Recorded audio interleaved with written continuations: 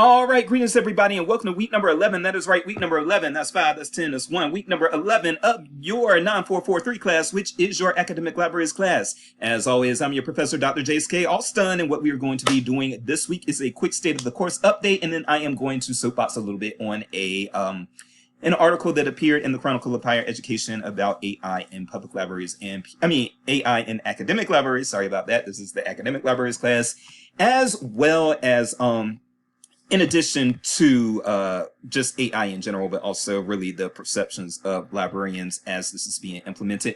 Very short piece, not going to take us very long. And the state of the course update isn't going to take us very long. So this should be at most a 20-minute unsped video, which sped up will be even quicker. So let's go ahead and dive into it. So, first of all, I am sorry it has been a long time. I shouldn't have left you without a dope beat to step to. I was just in a place last week. A lot was going on and I was not well at all. And, that continues, but at least the physical components of things have finally gotten better. And with that said, I am able to come in and resume my job, which my job and the job that I love to do is talk to you all. So thank you for continuing to provide me with that opportunity. It is not something that I take lightly. So with that said, again, we got to X out of a few of these in order to get where we are going. It is currently November the 4th. So we have basically, as I've told you before, you're pretty much on easy street with this class now. After you turn in the second assignment, all you got left is the final and then the sync session, aside from, of course, your weekly discussion board prompts. So we do have that sync session next week. We will be visiting with Jennifer Hughes and Joe Butler, who are both at Coastal Carolina University, which is near Myrtle Beach, South Carolina, which is also where I used to work and very much enjoyed it, but I wasn't putting my PhD to use there, so that's why I made the trek here. But I do miss Myrtle Beach and would definitely go and work there and live there again if I could. Myrtle Beach was an awesome place to live. If you know, you know. All right, but yeah, with that said, so yes, we won't have a sync session next week. Those two librarians, I believe, they will be talking mostly about makerspaces, but in academic libraries. But there are going to be some other subjects apparently that they're going to broach as well. We'll see how it goes. I trust them. They're both professionals, and actually, Joe is also a he's a former he's a Mizzou alum. Thank you. I knew it was going to get out at some point. He is a South Carolina native, actually an Horry County native, which Horry County is where Myrtle Beach is. But he got his library science degree from Mizzou, and he did work in the Midwest for a little while before returning back south. So I do think that you will enjoy them, and certainly I do think you will also enjoy that presentation. And your final isn't going to be due until December the 15th. It's the job comparison final assignment. So you've got over a month for that. So really this course is mostly just discussion board now. That's what it is. You learn, you do discussion boards, you're learning about academic libraries. But as I've said before, there's not really a competency that I need to train you on or test you on with an academic libraries class, as opposed to some of the other classes I teach, like intellectual freedom and cultural heritage and the business librarian class. Certainly those do have competencies that I have to kind of test you on and see how you're doing with. But a class like this is just basically informative, okay? So yeah, you're on easy street. You've made it through the tough parts already, and now just kind of enjoy the flow. And I would like you all to, in the discussion boards, if you don't mind, just get to know your classmates. These are going to be people who you're going to need to network with in the future, so it doesn't hurt for you to just kind of get familiar with and acquainted with them now. Okay, that is it for the state of the course update. Let's go ahead and get into that. Well, before I say that's the end of the state of the course update, well, first of all, I am catching up. I know that I'm way behind, and that's typically what happens. I've said before, the first few weeks of the semester is just me doing the classes and then a few other things. But as you get into the semester, there are other duties that the school assigns to me that I have to pick up. And those do affect how quickly I am able to do some other things. So I am on admissions. I am also on ePortfolio, and I'm on a college-wide NTT committee, NTT non-tenure track professor committee, where I do a lot of evaluating on those. So been busy with those things, and so unfortunately that does slow down what I do in the classes, but I'm going to get caught up. But you're all doing just fine pretty much. And again, This is the easy part of the course. You all just learn and again, just have fun. Have fun with your classmates. Have fun with the fact that you don't have to do a whole bunch of answering to this, that, and the third right now. Okay. All right. Now let's go ahead and look at that article. Let me pause. All right, so before I even get into this article, and it is a very short article, so yeah, it's not going to take me long to get through. It's not going to take you long to read it. I'm going to link it up. If you want to read it yourself, go ahead and do that. Again, it's not going to take you that long. But what I'm going to say about this article is that, before I even get into it, the subject of AI and libraries, this is something that is going to, this is something that's going to cause a lot of librarians a lot of grief and so forth for a long time. Thankfully, we are not the only profession that is being affected by this, and probably some professions that never would have thought they'd be impacted by something like this are in fact going to be. For instance, truck driving. My younger brother drives trucks for a living. He's a tractor trailer driver. And he makes as much money as I do, even though I have a PhD and he barely has a high school diploma. Actually, he makes more money than I do. So there you go. If you're willing to drive those trucks, that can work wonders for you.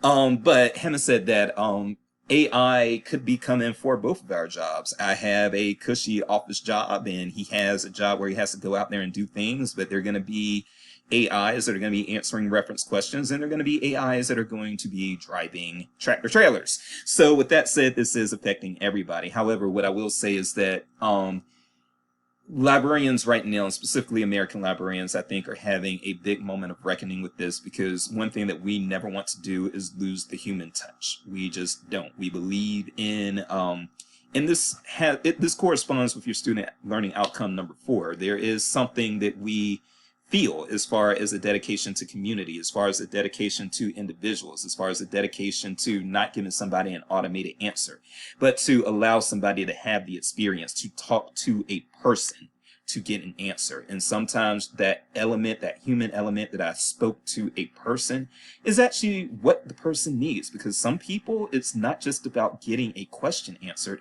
it is also about human contact. And I know that for some of you that might sound pathetic, but it is what it is. And as somebody who, I can relate in certain experiences, like to move to a area of the country where you don't know anyone. I moved from the Carolinas, where my family is from, all the way out here to Kansas City, Missouri back in 2018. Didn't know a soul, and everybody that I did know was 17 hours away.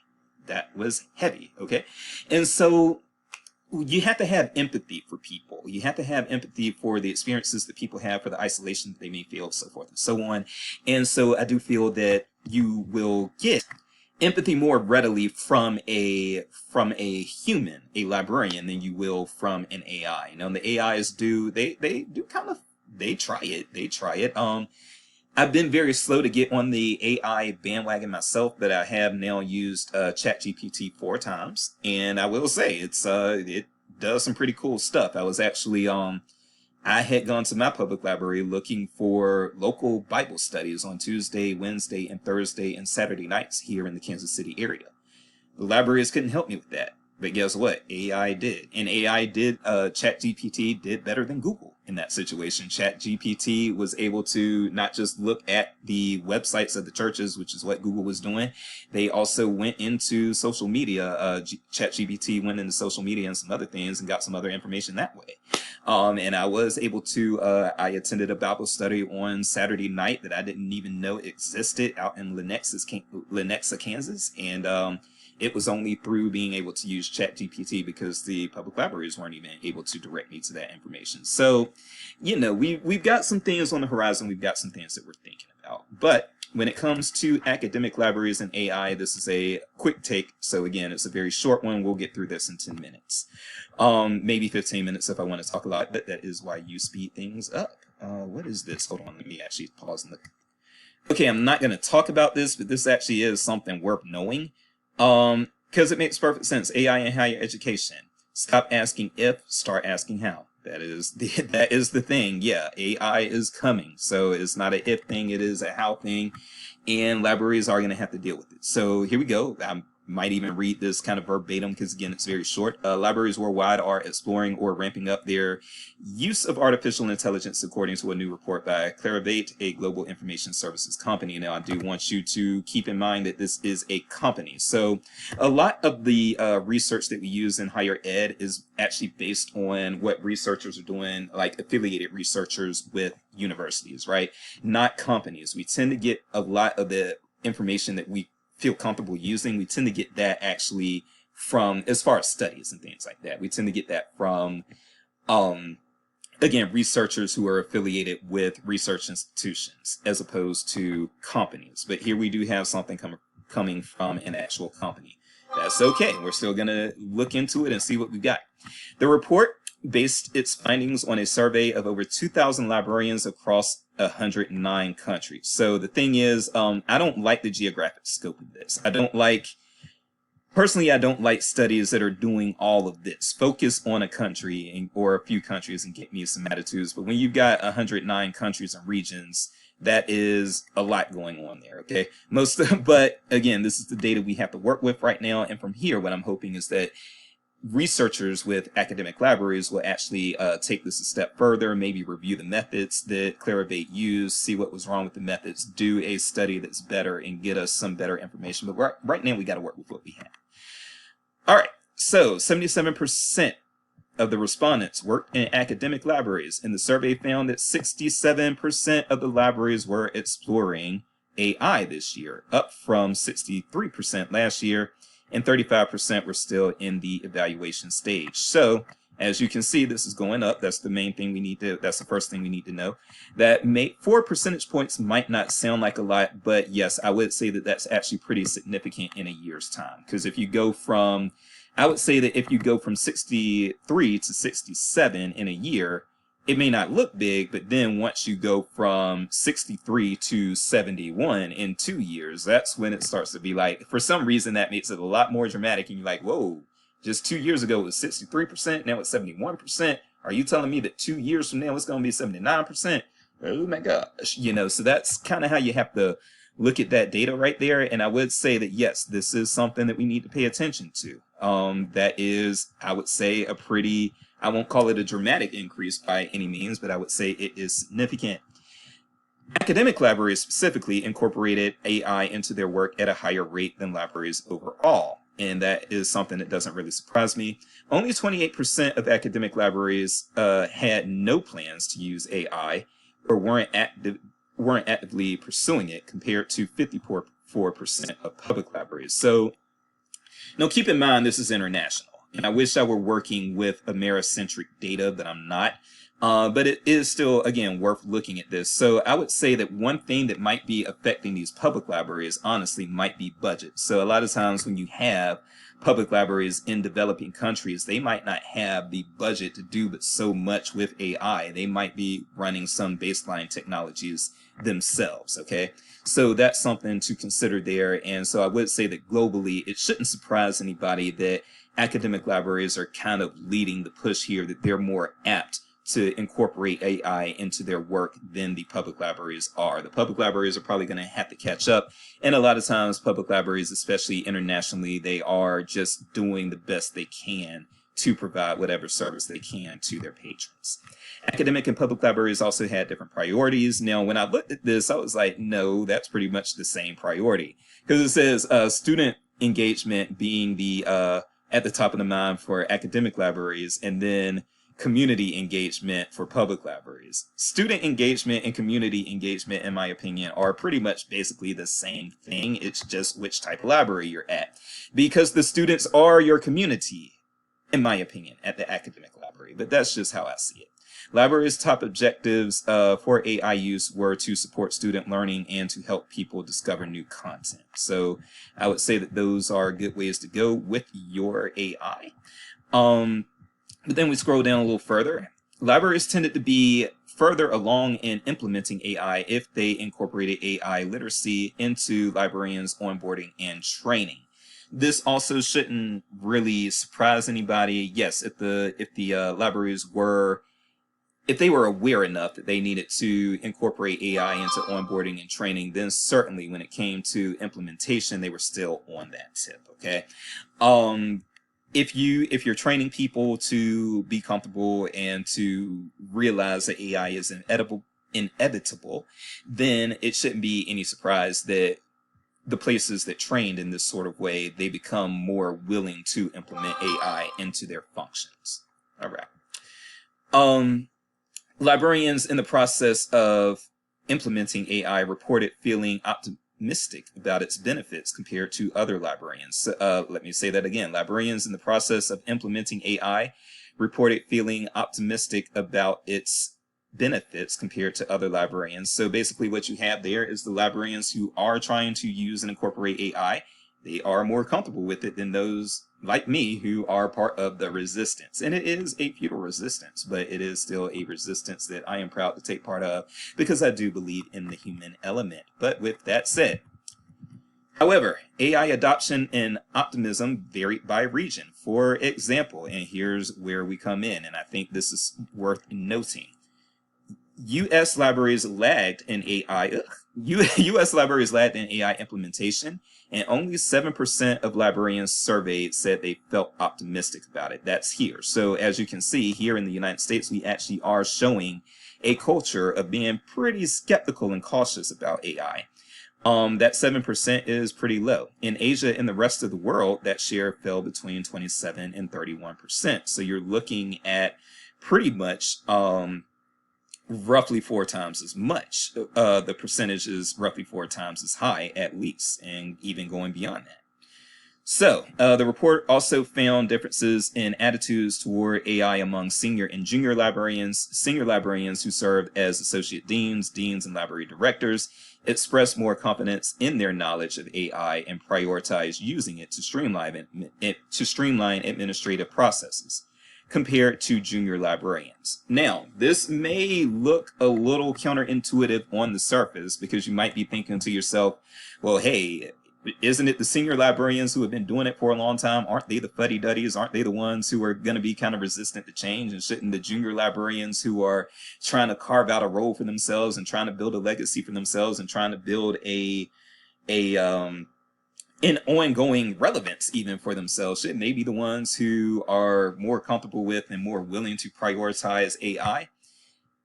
And I think I know the answer to this, and I think it's this right here, the streamline administrative processes. So I've met a lot of administrators who just feel like they have their hands in so many different things every single day. I've got my hand in this pot, I've got my hand in that pot, I've got my hand in all of these pots. And they can't focus on things a lot of times because they're just constantly putting out fires and trying to get Genie back in her bottle and all those things. So when you are dealing with that type of situation, then yes, if AI can help you streamline administrative processes, then AI may sound like an ally. Whereas when you are the junior academic librarian and you are still trying to carve out a role for yourselves and things like that, you want to have a function in that library so you can continue to get paid. Well, what might take your function away? AI, right? Right. So I do think that putting that context to it might explain why people see it that way. But again, I would like to see some data that is more America-centric, but we'll see what happens. Hopefully somebody will see this, and some academic library researcher will see this, and they will incorporate this particular piece into their literature review as they go ahead and do some more relevant and hopefully non-company, not-for-profit type of research. But with that said, there are things that are inevitable, and I still think that libraries will continue on. They said that the internet would be the death of libraries. It has not been. They've said that microfiche would be the death of libraries. It has not been, and I don't think that AI will be the death of libraries either. We will incorporate it, we will conquer it, and we will make it yet another piece of our arsenal of tools for providing information. I am Dr. Jace, and AI is not something that you will be able to erase. No check-in video next week. We'll see you in that sync session. Take care.